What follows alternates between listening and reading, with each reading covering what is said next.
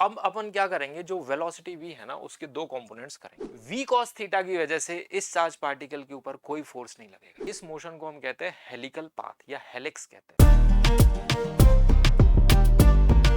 जैसे यहाँ पर आप देखिए, यहाँ पर मैग्नेटिक फील्ड मैंने हॉरिजॉन्टल ड्रॉ किया है और ये जो येलो कलर में आपको दिख रहा है ये वेलोसिटी वेक्टर है, ठीक है। This angle is theta. अब अपन क्या करेंगे, जो वेलोसिटी v है ना उसके दो कंपोनेंट्स करेंगे। एक हॉरिजॉन्टल कंपोनेंट आएगा यहाँ पे और एक कंपोनेंट करेंगे वर्टिकल। तो जो हॉरिजॉन्टल कंपोनेंट है, हॉरिजॉन्टल कंपोनेंट हो जाएगा v cos थीटा और वर्टिकल कंपोनेंट हो जाएगा v sin थीटा। अब आप देखिए v cos थीटा जो कंपोनेंट है ना वो मैग्नेटिक फील्ड के पैरेलल, यहाँ पे जो v cos थीटा है is parallel to magnetic field, hence v cos theta की वजह से इस चार्ज पार्टिकल के ऊपर कोई फोर्स नहीं लगेगा। लेकिन v sin theta is perpendicular to magnetic field, hence force will act only and only due to v sin theta. तो अब फोर्स अगर हम लिखें तो फोर्स हो जाएगा q into v sin theta into b, और force magnetic force equal to q v b sin theta. Direction की बात करें तो v sin थीटा हमारा ऊपर है और मैग्नेटिक फील्ड इधर है, तो मैग्नेटिक फोर्स अंदर की तरफ आ रहा है, यानी z एक्सिस आप कह सकते हो। अगर ये x एक्सिस है, ये y एक्सिस है, तो x क्रॉस बाई z है, तो ये force minus k cap direction में लगेगा। मतलब इसका जो सर्कुलर मोशन होगा, देखिए फोर्स अगर अंदर की तरफ है यानी कि सर्किल का जो सेंटर है वो माइनस के कैप पर। तो अब ये जो v sin थीटा है, v sin थीटा की वजह से इस तरह से घूमेगा ये ऐसे yz प्लेन में। Now the charge will move in circular path due to v sin theta, और इस सर्किल का सेंटर होगा